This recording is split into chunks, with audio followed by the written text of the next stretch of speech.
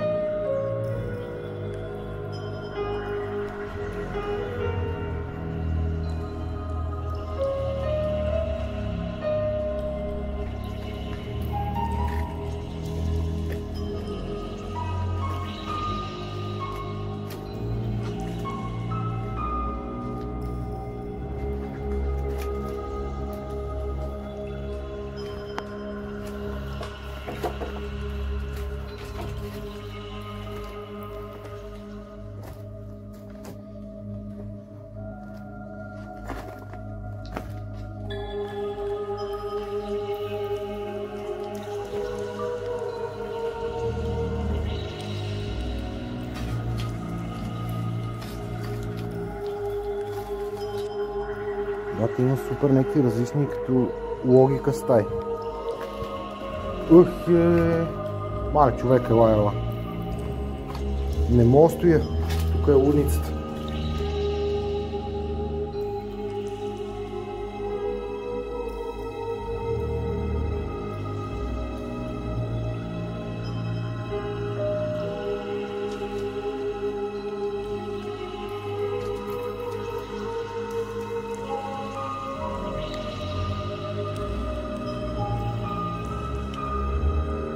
Мале ти малки стейчета имало някакви супер малки стаи.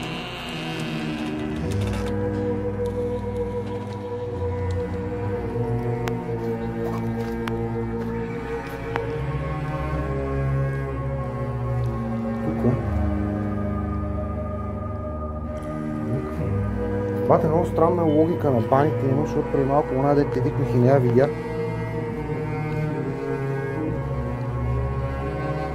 Ето тук стил делаца. Окей. Тук не бих искал да съм потъмно.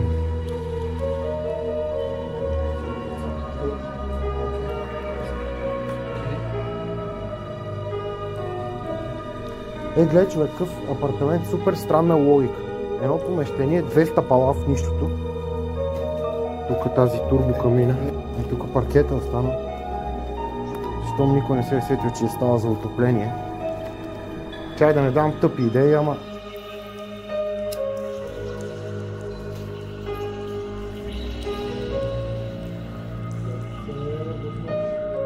Не, хотел е бил много як.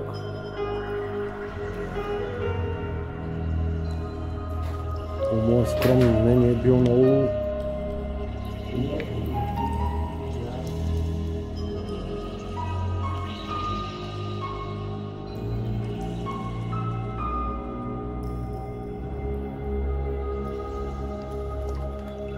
Чай, че стъпихме нещо. Отиваме към пожара, където е преснял. О, да. Майка. Това е. Трябва да се има преди, че един пожар може да съсипа нещо много хубаво. И то безвъзвратно. Край него да съсипе и доста гора. Този коридор е велик.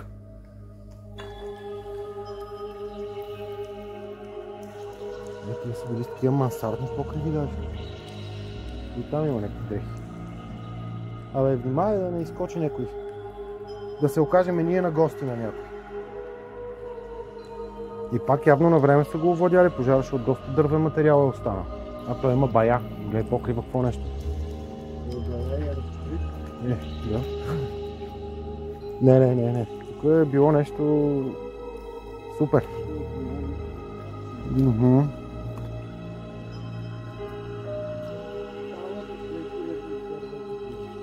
Тогава ли е цъфна?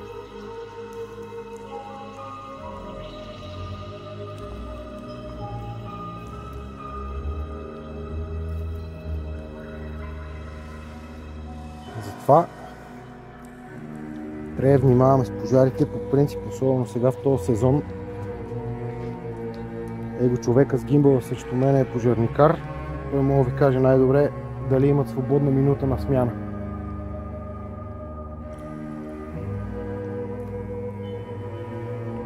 Какво малко кенефче е било това. Ако този хотел беше действащ, аз бих си взел стая на горните етажи, тук в този етаж. Въпреки че тоалетните са някакви мънички. Да, има много пирони. Да. И аз щех да намеря един малко по-рано. Как е изпука? Не снимам, бе. Кое бе, пич? Катерица? Бухал! Дали бе? Да, бе! Бухал, сома ли? Не знам какво беше, много пред теб. Тук беше човек. Виж машината му. Тут. Това хотел само за това става вече. А добре, можеш ми да кажеш каква е логиката на това въже? Защото аз лично нямам обяснение какво. А това въже даже си има и там халка предвидена. Да си се закача. Това е било някакво украса. Украса, ама гледай какво въже е бе, човек. Това е въже за кораб. Не е някакво декоративно конче. Това са стойки, клюкарки.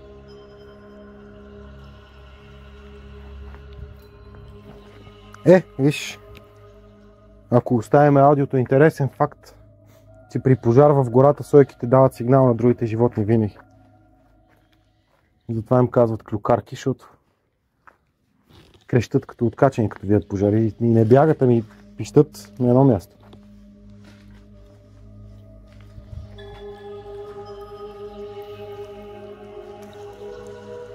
Мале, тук какви живописни стълбички има, батко, страхотно.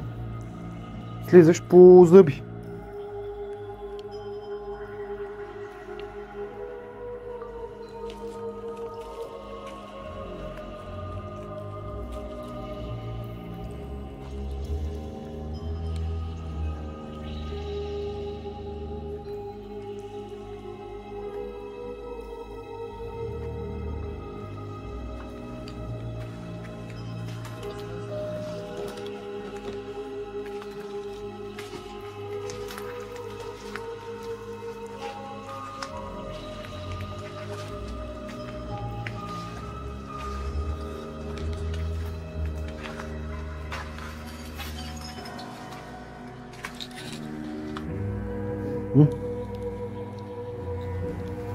Чакай, че тук има оферта.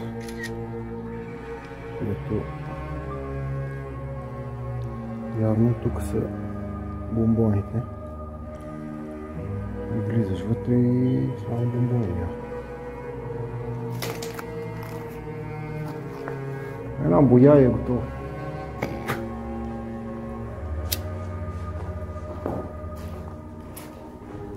Виж, тук има някакво етикетче.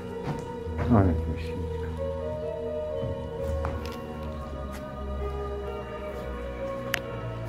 Слушай, Луд, дай да ходим надолу. Че има и подземие.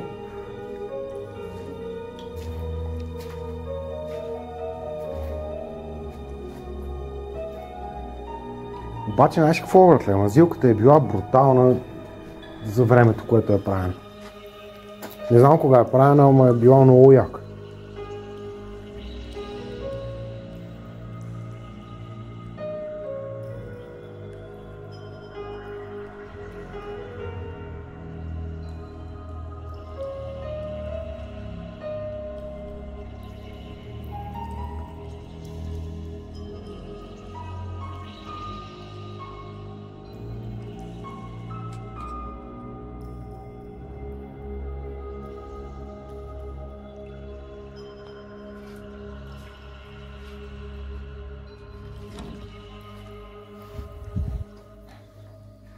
Тук определено този коридор не е много приветлив. Не знам дали ме разбираш. Тук може би е било някакъв тип кухня, нещо е такова.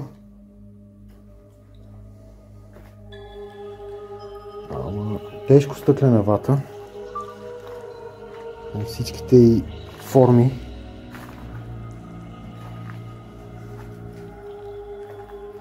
Стъклената вата е кофти вариант.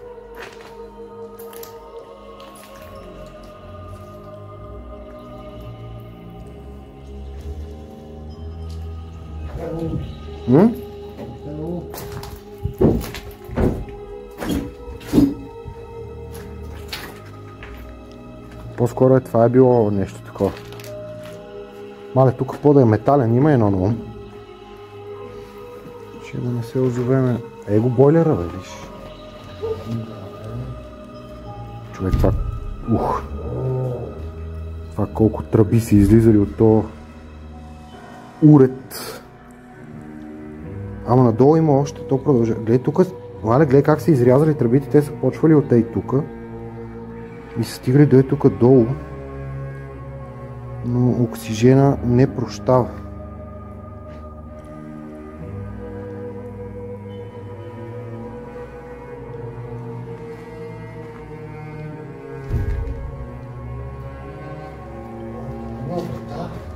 Да, ама нещо не мога да се ориентирам как точно стават нещата.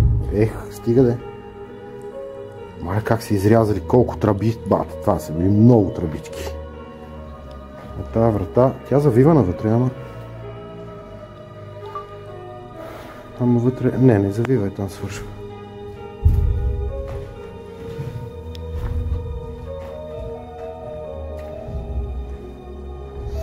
Мирише на нафта, обаче.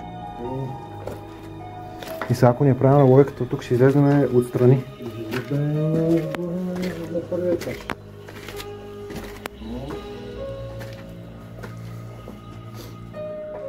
Чакай си.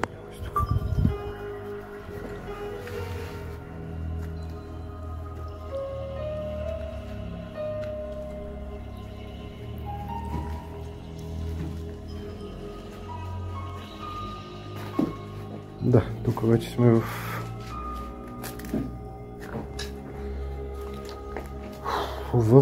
тук.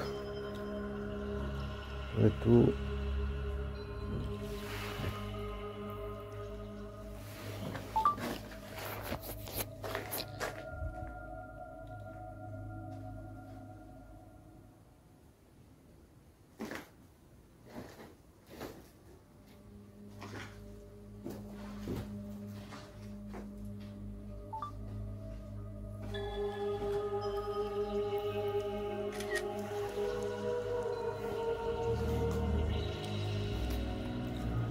Абе, брат, тук не е много готино. По-да поддава, където съм стъпил.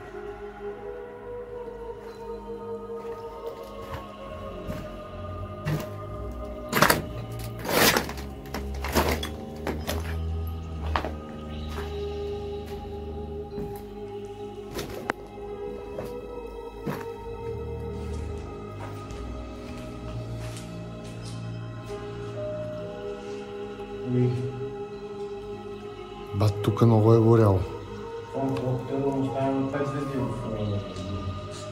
Да. 4 заради египетските мотиви.